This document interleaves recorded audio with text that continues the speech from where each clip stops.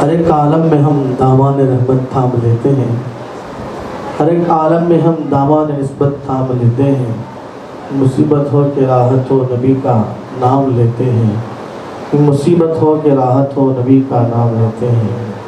بھرم اس واسطے میرا کبھی کھولے نہیں پاتا، میں جب گرنے کو ہوتا ہوں وہ مجھ کو تھام لیتے ہیں، میں جب گرنے کو ہوتا ہوں وہ مجھ کو تھام لیتے ہیں۔ تھکا دیتے ہیں جس دم حادثے ہم کو زمانے کے، تھکا دیتے ہیں جس دم حادثے ہم کو زمانے کے، درے سرکار کے سائے میں ہم آرام لیتے ہیں، درے سرکار کے سائے میں ہم آرام لیتے ہیں۔ مدینے کی فضا سرکار کے قدموں سے روشن ہے، مدینے کی فضا سرکار کے قدموں سے روشن ہے، اسی سے روشنی سب لوگ صبح و شام لیتے ہیں، اسی سے روشنی سب لوگ صبح و شام لیتے ہیں۔ شہ لولاک کے قدموں پہ جاں اپنی فدا کر کے، شہ لولاک کے قدموں پہ جاں اپنی فدا کر کے، گناہگار ازل اللہ سے انعام لیتے ہیں، گناہگار ازل اللہ سے انعام لیتے ہیں۔ اور ضمانت ہے کرم کی نام سرکار دو عالم کا، ضمانت ہے کرم کے نام کی سرکار دو عالم کا، اسی ایک نام سے ہر حال میں ہم کام لیتے ہیں، اسی ایک نام سے ہر حال میں ہم کام لیتے ہیں۔ دیار پاک حضرت صاحب سے میں توجہ چاہوں گا کہ دیار پاک طیبہ وہ شفا پانا ہے اے نوری، یہاں سے سب دوائیں ہر غم و آرام لیتے ہیں، یہاں سے سب دوائیں ہر غم و آرام لیتے ہیں۔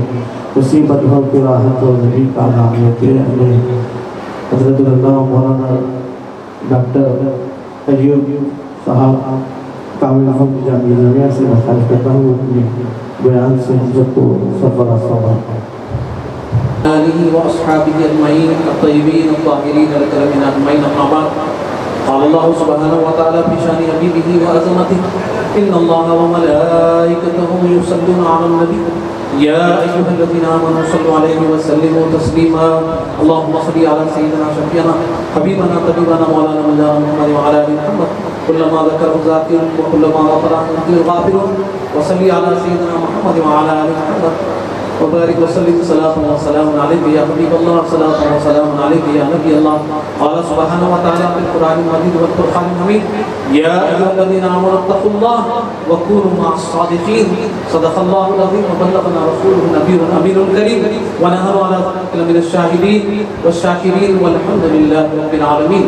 اے ختم رسول سید کل سرور ذیشان، سلطانوں کے سلطان تم قبلہ دل، کعبہ جاں مرکز عرفان اور حاصل ایمان، تم سامنے ہو اور میں ہوتا صدقے، مقصد یہ برائے احسان کئی تم نے کیے تم پہ میں قربان، ہاں یہ بھی ایک احسان، احسان کئی تم نے کیے تم پہ میں قربان، ہاں یہ بھی ایک احسان۔ سجدہ نشین بارگاہ حضور سیدنا ہاشم پیر دستگیر قدس سرہ العزیز آل نبی اولاد علی سید شاہ ولی پاشا صاحب قبلہ دامت برکاتہ العالیہ، وسجدہ نشین خانقاہ قادریہ عالیہ تاجیہ ساجدیہ، حضرت علامہ مولانا غلام سید محمد ساجد صاحب قبلہ کاتب القرآن، شیخ المشائخین و دیگر علماء اکرام، مشائخ نظام، خلفاء و حاضرین اکرام، بزرگوں، ماں بہنوں، اور یہ آواز جہاں تک جا رہی ہے کہ تمام حاضرین و ناظرین اور پس پردہ سننے والوں، آج ہم اور آپ ایک اللہ کے ایسے ولی کے عرس مبارک میں جمع ہوئے ہیں جو آل نبی اولاد علی پاک امام المشارق والمغارب و سیدہ کے شہزادے سرکار غوث العظم دستگیر رضی اللہ تعالیٰ عنہ کے نور نظر لخت جگر حضرت ہاشم پیر دستگیر رضی اللہ تعالیٰ عنہ ورضوان ہے۔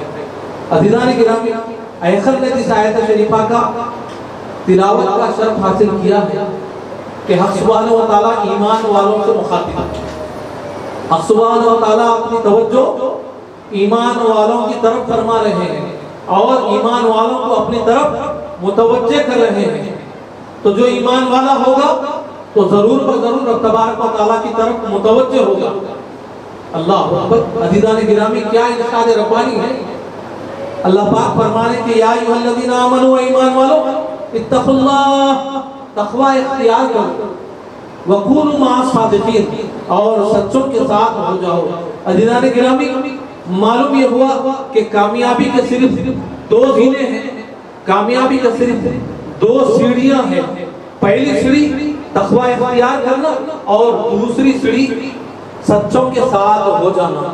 عزیزان گرامی، علماء اکرام، مشائخ عظام تشریف لا چکے ہیں اور یہی مشائخ عظام مولا اکرام ارشاد فرماتے ہیں کہ تقوی کے معنی اور کوئی دوسرا نہیں کہ ہر چھوٹے بڑے گناہ سے بچنے کا نام تقوی ہے، عام الفہم زبان میں۔ دوسری سیڑھی یہ ہے کونوا مع الصادقین، کے سچوں کے ساتھ ہو جاؤ، کہ جو رب تبارک و تعالیٰ کو پانا چاہتا ہے تو اس کے لیے پہلا حکم یہ ہے کہ ہر چھوٹے بڑے گناہ سے توبہ کر لے، اور دوسری سیڑھی، دوسرا دینا یہ ہے کہ اولیاء اللہ یہ سچوں کے ساتھ ہو جائے، سرکار پاک صلی اللہ ہو جائے، سرکار حضور غوث العظم دستگیر رضی اللہ تعالیٰ عنہ کے ساتھ ہو جائے، اور ان کے شہزادے سرکار ہاشم پیر دستگیر رضی اللہ تعالیٰ عنہ کے ساتھ ہو جائے۔ عزیزان گرامی، میرا بچپن تھا جب یہاں پر حاضر ہوا کرتا تھا، حضور نے ہمارے اپنے ساتھیوں کو بشارت دی کہ ہمارے بارگاہ میں حاضر ہونے کا ایک ہی مقصد ہونا چاہیے، اور وہ ہے کہ رب تبارک و تعالیٰ کو پانا۔ اللہ عزیزان گرامی، اولیاء کرام کاملین آپ نے بہت سے سنے ہوں گے اور بہت سے دیکھے ہوں گے، لیکن وہ معجزے اور وہ حدیث پاک پر پورا اتنا یہ حضرت ہاشم پیر دستگیر رضی اللہ تعالیٰ عنہ کی کرامت ہے اور شان پاک ہے کہ اللہ کے محبوب فرماتے ہیں علماء امتی کا انبیاء بنی اسرائیل، میرے امت کے علماء بنی اسرائیل کے پیغمبروں کے برابر ہے۔ اللہ تو بنی اسرائیل کے پیغمبروں کو اللہ تبارک و تعالیٰ نے جو معجزے دیے ہیں، اللہ کے محبوب صلی اللہ علیہ وسلم کے اولیاء کاملین اور علماء کو جو ہے، یعنی جو حق اور باطل کو جانتے ہیں، وہ سری اور جاننے والے دونوں علم سے واقف ہے، ان کو کہتے ہیں آپ حقیقت میں علماء اکرام جو اولیاء اللہ کی شان ہے۔ یہ اولیاء اللہ اس شان کے حامل ہیں کہ وہ جو ہے الحمدللہ درود پاک پڑھی، اللہم صلی علی سیدنا محمد وعلی آل سیدنا محمد وبارک وسلم، صلاۃ و سلام علیک یا حبیب اللہ، صلاۃ و سلام علیک یا رسول اللہ صلی اللہ تعالی علیہ وسلم، کہ اللہ کے محبوب صلی اللہ علیہ وسلم کا ارشاد مبارک کہ علماء امتی کا انبیاء بنی اسرائیل کے اللہ کے محبوب صلی اللہ علیہ وسلم کے علماء جو ظاہر اور باطن کا علم جانتے ہیں، یعنی اولیاء کرام رضوان اللہ تعالیٰ مجمعین، وہ وارث ہے کس کے؟ انبیاء کرام کے۔ تو انبیاء کرام کے وارث، اللہ اکبر۔ اور دوسری حدیث میں اللہ کے محبوب نے فرمایا کہ میرے امت کے علماء بنی اسرائیل کے پیغمبروں کے برابر ہیں، علماء امتی کا انبیاء بنی اسرائیل۔ اللہ اکبر۔ اگر آپ یہ معجزہ دیکھنا چاہتے ہیں تو حضور ہاشم پیر دستگیر رضی اللہ تعالیٰ عنہ کے پائے مبارک کو دیکھیے، اور آپ جس پتھر پہ عبادت کیے ہیں اس پتھر پہ نشان اور ایسی قدرت کہ رہتی دنیا دیکھ کر نہ صرف ایمان لائے بلکہ تقوی اختیار کر کے ان سچوں کے ساتھ۔ عزیزان گرامی، یہ وہ کامل ولی اللہ ہے جن کے جد پاک سرکار حضور غوث العظم دستگیر رضی اللہ تعالیٰ ہے، اور جن کے بابا جان حضرت موسیٰ جنگی دوست رحمہ اللہ ہے۔ میں نے جو آیت شریفہ کی تلاوت آپ کے سامنے کی ہے کہ اللہ تبارک و تعالیٰ ارشاد فرماتا کہ یا ایھا الذین آمنوا اتقوا اللہ وکونوا مع الصادقین، اے ایمان والو تقوی اختیار کرو اور سچوں کے ساتھ ہو جاؤ۔ کامیابی کے صرف 2 زینے بتائے گئے، تو ہم نے تقوی اختیار کرنا ہے، توبہ کرنا ہے، یعنی شیوخ کے ہاتھ پر بیعت کرنا ہے، ان کے ہاتھ پر ہاتھ دے کر یہ وعدہ کرنا ہے کہ مولا اب تک تو زندگی جو گزر چکی ہے مولا میں وعدہ کرتا ہوں ان شیوخ کے ساتھ میرے شہر کے سامنے میرے مولا چھوٹے بڑے تمام جانے انجانے تمام گناہوں سے میں توبہ کرتا ہوں۔ تو یہ سب سے پہلی منزل ہو گئی عام الفہم انسان کے لیے، یہ تقوی کی منزل ہو گئی۔ پھر اس کے بعد جو اس کی زندگی جو شروع ہوتی ہے وہ ہوتی ہے کونوا مع الصادقین، یہ سچوں کے ساتھ ہو جاؤ تو پھر کامیابی و کامرانی وہ رب تبارک و تعالیٰ ملے گا۔ عزیزان گرامی، یہ بات آپ دیکھتے ہیں کہ حضور غوث الاعظم دستگیر رضی اللہ تعالیٰ کے بابا جان حضرت موسیٰ دنگی دوست رضی اللہ تعالیٰ عنہ کو کیسے خوف خدا ہے اور آپ کیسے ولی کامل ہے، آپ تو ایسا وصف تھا کہ آپ جو ہے ہمیشہ جو ہے اللہ تبارک و تعالیٰ کی یاد میں مہو رہتے اور آپ جو ہے اللہ کی راہ میں جہاد کرنا پسند فرماتے، یہاں تک کہ ایک مرتبہ ایسا ہو گیا کہ کئی دن کا آپ کو فاقہ گزرنے لگا۔ اس کے بعد آپ نے کچھ کھانے کی طرف متوجہ ہوئے تو آپ نے ندی کو پایا، ندی کے پاس گئے کہ پانی پی لو، لیکن آپ نے دیکھا کہ اس کی الٹی سمت جانب جو ہے پانی کی طرف سے جو ایک سیب آپ کی طرف آ رہا ہے، آپ جس طرف جا رہے ہیں اس کی الٹی سمت سیب بہتا ہوا آ رہا ہے، آپ بھوک کے مارے اس سیب کو تناول فرما لیتے ہیں، لیکن خیال آتا ہے کہیں میں یہ سیب کھا لوں اور میرا رب نہ ناراض ہو جائے، کہیں میری محنت اکارت نہ ہو جائے، میرا دنیا میں آنا غافلوں میں اور ناکاموں میں نہ ہو جائے۔ آپ کو بڑا خوف الہی ہوا، خوف ستانے لگا، چنانچہ آپ جس سمت سے وہ سیب بہ کر آ رہا تھا اسی سمت الٹی سمت چلنے لگے، یہاں تک کہ آپ جو ہے اس مقام اس باغ کے پاس پہنچ گئے۔ اس کے بعد آپ نے اس باغ پر دستک دیا، ایک بزرگ حضرت عبداللہ سومئی رضی اللہ تعالیٰ تو سرکار حضور غوث پاک کے نانا جان ہیں، آپ باہر تشریف لاتے ہیں، فرماتے ہیں کہ برخوردار کیا بات ہے؟ بولے حضور بڑی خطا ہو گئی، بڑی شرمندگی ہے، میں آپ کے باغ کا سیب آپ کی بلا اجازت تناول کر لیا، مجھے معاف کر دیجئے۔ حضرت موسیٰ دنگی دوست رضی اللہ تعالیٰ عنہ و رضوان سرکار امام حسین کے اللہ اکبر 10ویں 11ویں شہزادے ہوتے ہیں، آپ نے بھاپ لیا، بولے یہ کوئی عام نوجوان نہیں ہے، بولے برخوردار ایسے معافی نہیں ہوگی، بولے حضور پھر کیا کرنا پڑے گا؟ آپ کو میرے باغ میں ایک روایت کے مطابق 12 سال 14 سال بلکہ جو ہے ایک عرصے تک آپ کو میرے پاس کام کرنا پڑے گا، ان درختوں کو پانی دینا پڑے گا۔ بولے کیا حضور اس کے بعد معافی ہو سکتی ہے؟ بولے ہاں آپ کی معافی ہو سکتی ہے، اس کے بعد آپ جو ہے کام میں جڑ جاتے ہیں، اس کے بعد آپ کی جب مدت پوری ہوتی ہے اس کے بعد آپ کہتے ہیں کہ آج میری مدت پوری ہوتی ہے، حضور مجھے اجازت دیجیے اب میں چلتا ہوں، مجھے آج جو ہے اللہ تبارک و تعالیٰ نے وہ نعمت سے نوازا کہ آج میرا رب مجھ سے راضی ہو گیا، اب آپ مجھے جانے دیجیے۔ حضرت عبداللہ سومئی نے فرمایا کہ بولے برخوردار ایسا نہیں ہو سکتا، ایک شرط اور باقی ہے، تمہیں ایک لڑکی سے شادی کرنا پڑے گا جو آنکھ کی اندھی ہے، زبان کی گونگی ہے، اللہ اکبر، ہاتھوں کی لوچی ہے، پیر سے لگڑی ہے۔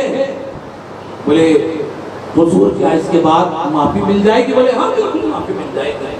اس کے بعد آپ سے جو ہے بیاہ ہو جاتا ہے، اس کے بعد جو ہے آپ خوابگاہ میں جاتے ہیں، آپ حجرے میں آپ اپنے کمرے میں داخل ہوتے ہیں، استغفر اللہ کہہ کر باہر آ جاتے ہیں۔ حضرت عبداللہ حضرت موسیٰ دنگی دوست کے جو خسر محترم ہے عبداللہ سومئی، آپ فرماتے ہیں کہ بابا جان کیا ہوا؟ بولے آپ نے فرمایا آنکھ کی اندھی، کانوں کی بہری، ہاتھوں کی لوچی، پیر کی لگڑی، لیکن وہ ایک اللہ والی تشریف فرما ہے اور میں ان کے حجرے میں داخل ہو گیا، اس لیے میں توبہ کرنے کے لیے واپس آیا کہ بولے ایک غلطی ہو گئی پھر دوسری غلطی ہونا نہ پائے۔ اللہ اکبر۔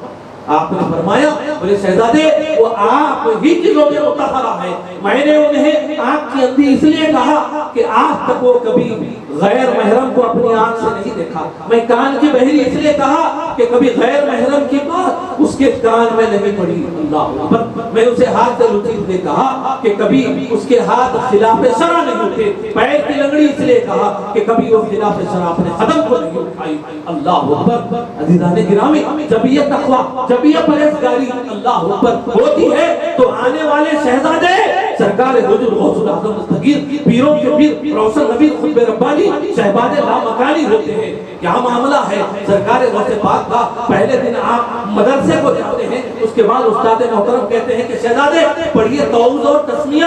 سرکار غوث پاک کو اتنا کہنا تھا. اس کے بعد آپ تعوذ اور تسمیہ کے بعد ایک روایت کے مطابق 17 پارے, ایک روایت کے مطابق 18 پارے سنا دیتے ہیں. استاد محترم فرماتے ہیں کہ شہزادے پڑھنے آئے ہو کہ پڑھانے آئے ہو؟ اللہ عزیزان گرامی, جب یہ تقویٰ پرہیزگاری ہوگی تو پھر ہم کامیابی و کامرانی اور پھر ہماری اولاد سرکار غوث پاک کے نقش قدم ہوگی, ان کے غلام ہوں گے انشاءاللہ العزیز. عزیزان گرامی, علماء کرام بیٹھے ہوئے ہیں. میں سمجھتا ہوں کہ 5 سے 10 منٹ کے اندر میری گفتگو کو ختم کروں انشاءاللہ. پھر کبھی میں آپ کے سامنے رکھوں گا. ایک تو بات تقوی کی ہو گئی. اب دوسری بات یہ ہے کہ کونوا مع الصادقین, کہ سچوں کے ساتھ ہو جاؤ. کیوں؟ کیونکہ یہی صراط مستقیم ہے. اللہ پاک نے فرمایا اہدنا الصراط المستقیم. بندے ایسی بندگی کی دعا مانگ کہ مولا مجھے سیدھی راہ چلا. ان لوگوں کی راہ صراط الذین انعمت علیہم, ان لوگوں کی راہ جس پر تو نے انعام اکرام عطا فرمایا. کون ہے یہ؟ انبیاء اکرام ہے, سید الانبیاء ہے, اس کے بعد دیگر انبیاء ہے, اس کے بعد جو ہے صدیقین ہے, شہداء ہے, اولیاء ہے, کاملین رضوان اللہ تعالی علیہم اجمعین کی بڑی فہرست ہے. اب انبیاء کا آنا رک گیا ہے. خاتم الانبیاء کے بعد جتنے آئیں گے تمام کے تمام انبیاء کے وارثین آئیں گے, نائبین آئیں گے, جن میں سرکار آدم پیر دستگیر رضی اللہ تعالیٰ شہزاد حضور غوث الاعظم دستگیر رضی اللہ تعالیٰ ورضوا عنہ بھی ہے. اللہ اکبر. عزیزان گرامی, حضور غوث پاک رضی اللہ تعالیٰ ایک مرتبہ اپنے راہ تشریف لے جا رہے تھے کہ ایک وقت نصرانیوں کا آیا. اس کے بعد آپ سے دعوت کرنے لگا کہ آپ کے نبی فرماتے ہیں کہ علماء امتی کا انبیاء بنی اسرائیل, میرے امت کے علماء بنی اسرائیل کے پیغمبروں کے برابر ہے. آپ کو اس چیز کو ثابت کرنا ہوگا.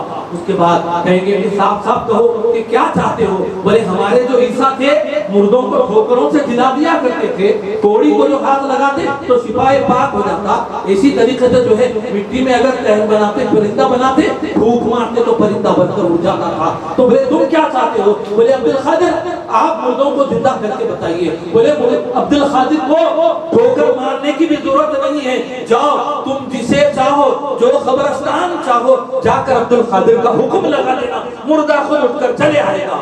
اب انہوں نے دیکھا کہ بولے قریب قبرستان کہاں ہے, وہاں پر تشریف لے جاتے ہیں. اس کے بعد ایک قبر پر آواز دیتے ہیں, بولے اے فلاں اٹھ, تجھے عبد القادر نے بلایا ہے. اتنا کہنا تھا کہ وہ مردہ اٹھ کر آتا ہے. اس کے بعد کہتا ہے کہ کیا قیامت تو قائم نہیں ہوئی؟ بولے حضور پیرانے پیر رضی اللہ تعالیٰ فرماتے ہیں, بولے یہ نصرانی ہے, یہ محمد رسول اللہ کا انکار کرتے ہیں اور یہ ثابت کرانا چاہتے ہیں کہ آقا نے جو ارشاد فرمایا علماء امتی کا انبیاء بنی اسرائیل, میرے امت کے علماء بنی اسرائیل کے پیغمبروں کے برابر ہے. بولے ثابت کر دکھاؤ. انہوں نے کہا اشہد ان لا الہ الا اللہ و اشہد ان محمد عبدہ ورسولہ, میں گواہی دیتا ہوں کہ اللہ کے حبیب صلی اللہ علیہ وسلم کی رسالت کی اور اللہ کی وحدانیت کی. بولے بابا آپ کون ہیں؟ بولے میں دانیال علیہ السلام کا امتی ہوں, جو کہ عیسیٰ علیہ السلام سے کئی ہزار برس پہلے گزر چکا ہے. اللہ, یہ سرکار عبد القادر جیلانی رضی اللہ تعالیٰ عنہ ہے.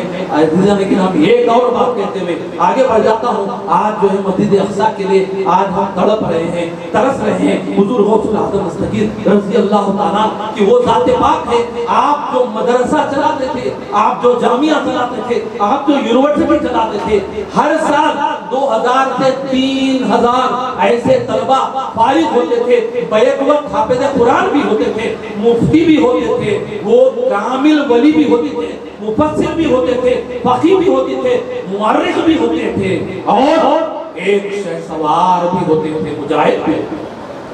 یہ سرکار غوث پاک کی شان ہے. اللہ پر اتنے تمام چیزیں ایک اللہ اکبر انسان میں جمع کرنے والے ولی اللہ کا نام حضور غوث الاعظم دستگیر رضی اللہ تعالیٰ. یہ انہی کے شہزادے ہیں, آرام فرما رہے ہیں سرکار. حضرات گرامی, تو کیا ہوا یہ کہ وہ نصرانیوں کا جو گروپ تھا تمام کے تمام حضور سرکار غوث پاک پر ایمان لا لیے. اس کے بعد اس میں سے ایک صحاب وہ بھی تھے جو صلاح الدین ایوبی کے بابا جان تھے.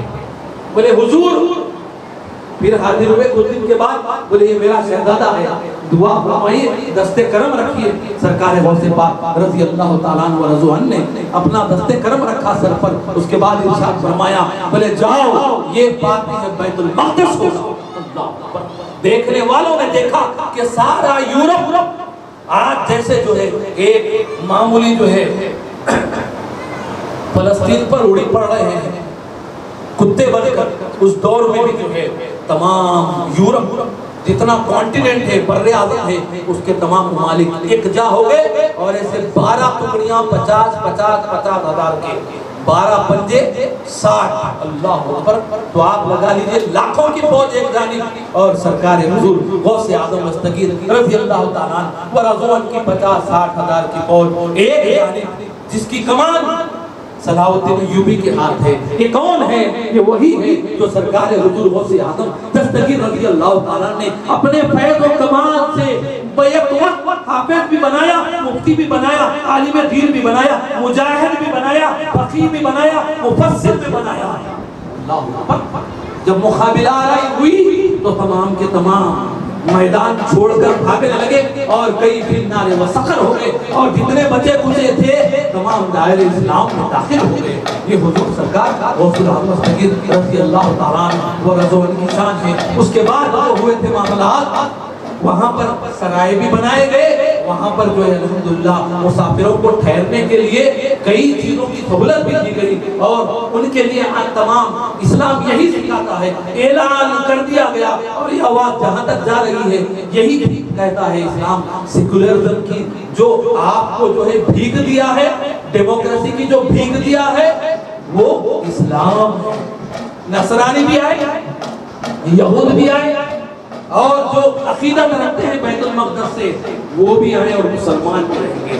یہ سرکار غوث اعظم دستگیر رضی اللہ تعالیٰ عنہ کی کرامت اور شان ہے۔ اور آج بھی آپ دیکھتے ہیں اولیاء اللہ کے آستانوں پر جو ہے بلا مذہب ملت، بغیر کوئی کیسٹ اور without any caste and creed وہ آتے ہیں اور حاضر ہوتے ہیں الحمدللہ۔ عزیزان گرامی، کیا بات ہے؟ کیا یہاں پر آنا ہمارا تعلق ہوتا ہے؟ کیا اولیاء اللہ جہاں پر آرام فرماتے ہیں وہاں پر آ کر دعا کرنے سے کیا ہماری دعا قبول ہوتی ہے؟ بولے ہاں، سورہ آل عمران قرآن شاہد ہے کہ حضرت عمران جو بیت المقدس کے امام تھے، مجاور تھے، بڑے خادم تھے، 70 برس کی عمر ہو گئی، اولاد نہیں ہوئی۔ ان کے اہلیہ اور حضرت بی بی مریم کی امی جان دونوں بہنہ تھے، یعنی حضرت زکریہ علیہ السلام بی بی مریم کے خالو جان تھے۔ واقعہ غور سے سنیے، ہوا کیا کہ حضرت عمران کا انتقال ہو گیا، بی بی مریم کی امی جان نے دیکھا کہ ابھی بچی کی پرورش کے لیے کوئی بھی نہیں ہے اور ان کی نگہداشت تربیت اچھی ہونا چاہیے۔ بات کیا تھی؟ بات یہ تھی کہ اس وقت بھی منتیں مانگی جاتی تھی، آج بھی منتیں مانگی جاتی ہے۔ اس وقت حضرت عمران اور ان کی اہلیہ نے منت کی تھی، مولا اگر ہمیں شہزادہ عطا کر دے تو ہم بیت المقدس کی خدمت میں اسے وقف کر دیں گے۔ لیکن معاملہ یہ ہوا کہ اللہ تبارک و تعالیٰ نے شہزادی عطا فرمائی، اس کے بعد آپ کی والدہ لے کر آئی اور جو ہے خالو کے پاس رکھا گیا، لوگ اعتراف کرنے گئے۔ اس کے بعد آپ کو خورا ڈالا جاتا ہے تو آپ کے خالو حضرت زکریا کا ہی خورا نکلتا ہے۔ حضرت زکریا جب بچپن تھا بی بی مریم کا ساتھ میں رہتے اور آپ کے اہلیہ کے ساتھ جو ہے آرام فرماتے، لیکن جب تھوڑا سا بڑے ہوئے تو حضرت بی بی مریم کے لیے ایک حجرہ اوپر کی جانب بنا دیا گیا جس حجرے میں آپ عبادت کیا کرتے۔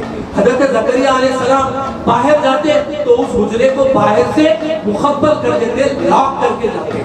حضرت زکریا اپنے معمول کے مطابق ایسے ہی باہر گئے تھے۔ اس کے بعد جب آپ واپس آئے آپ نے دیکھا کہ بی بی مریم کے اطراف اور اکناف بہترین جنت کے میوے رکھے ہوئے ہیں۔ تو آپ حضرت زکریا علیہ السلام سورہ آل عمران غور و فکر سے سنیے، انشاءاللہ کام آنے والی چیز ہے کہ اولیاء اللہ کے دامن میں آ کر دعا کرتے ہیں تو قبول ہوتی ہے نہیں ہوتی ہے، قرآن کہہ رہا ہے کلما دخل زکریا المحراب وجد عندها رزقا۔ جب حضرت زکریا علیہ السلام بی بی مریم جہاں آرام فرما ہے اس محراب میں جب داخل ہوئے، اس حجرے میں جب داخل ہوئے، آپ نے دیکھا کہ بے موسم کے پھل ہیں، جنتی میوے رکھے ہوئے ہیں، ایک سے بڑھ کر ایک۔ آپ نے فرمایا، کیا فرمایا؟ وجد عندها رزقا قال یا مریم بولے اے مریم ان لك هذا، بولے تیرے پاس یہ کہاں سے آیا، کیسا ہے؟ قالت هو من عند الله ان الله يرزق من يشاء بغير حساب، بولے یہ اللہ کی طرف ہے اور رب تبارک و تعالی جسے چاہتا ہے بے حساب رزق عطا فرماتا ہے۔ اللہ اکبر۔ هنالك دعا زكريا ربه، اب زکریا علیہ السلام اس محراب میں ٹھہر کر، ہم دیکھتا یہاں پر ٹھہر کر دعا کرتے ہیں اللہ پاک سے، اے اللہ پاک ہم تیرے محبوب کے پاس آئے ہیں، تو نے قرآن میں فرمایا ان رحمت اللہ قریب من المحسنین، تیری رحمت محسنین سے قریب ہے۔ مولا ہم یہاں پر دعا کرنے آئے ہیں۔ اسی طریقے سے جب رحمت کو پایا حضرت زکریا علیہ السلام نے بی بی مریم کو جانے اللہ اکبر لاکھ ڈال کے جانے کے باوجود بے موسم کے پھل وہاں موجود ہو گئے، تو اللہ پاک سے دعا کی، اللہ اکبر، اے اللہ کہ مجھے پاک ذریت اولاد عطا فرما، پاک ذریت عطا فرما۔ ہنالک دعا زکریا، اللہ تبارک و تعالی وہاں پر جب دعا کی، اللہ تبارک و تعالی نے بشارت کی، اے زکریا تم مبارک ہو، تمہیں ہم ایک نیک صالح اولاد عطا فرماتے ہیں۔ اللہ عزیزان گرامی، سورہ آل عمران کو یاد رکھیے۔ علماء کرام، مشائخ نظام کو ابھی میرے پاس خطابات کرنا باقی ہے، اس لیے میں اپنا کلام سمیٹتا ہوں۔ ہم یہاں پر جو آتے ہیں اولیاء اللہ کے پاس جب دعا کرتے ہیں تو یقیناً ہماری دعا بھی قبول ہو جاتی ہے۔ اب بات اس کی ہے کہ کیا دعا کریں۔ حضرت کا ارشاد تو میں سنا دیا کہ حضرت فرماتے ہیں کہ ہمارے پاس آنا ہے بابا، سرکار حاجی پیر دستگیر فرماتے ہیں کہ ہمارے پاس اگر آنا ہے خالص رب کو پانے کے لیے، بولے حضرت رب کو پانے سے کیا ملے گا؟ میں کہتا ہوں کہ اگر میرے جیسا بیوقوف نہیں سمجھ سکا تو پھر سمجھانے والے اولیاء اللہ سمجھاتے ہیں۔ بولے بابا اگر ایک بادشاہ اگر اعلان کر دے کہ جو چیز چاہتا ہے اس پر ہاتھ رکھ دے تو وہ اس کی ہو جائے گی، اور ایک شخص نے کیا کیا کہ لوگ ہیرے جواہرات سونے پر ہاتھ رکھے اور ایک شخص جو ہے بادشاہ پر ہاتھ رکھ دیا، تو اس سے پوچھا گیا کہ بھائی کیا بات ہے، بادشاہ کے پاس تو کچھ بھی نہیں ہے، لوگ ہیرے جواہرات ڈھونڈ رہے اور بادشاہ کے اوپر ہاتھ رکھ دی۔ بولے بادشاہ میرا ہے تو ساری سلطنت میں نہیں ہے۔ عزیزان گرامی، حضرت یہی سمجھاتے ہیں ہمارے لیے کہ تم اگر اس کے ہو جائیں گے تو ساری کائنات تمہارے قدموں میں ہے۔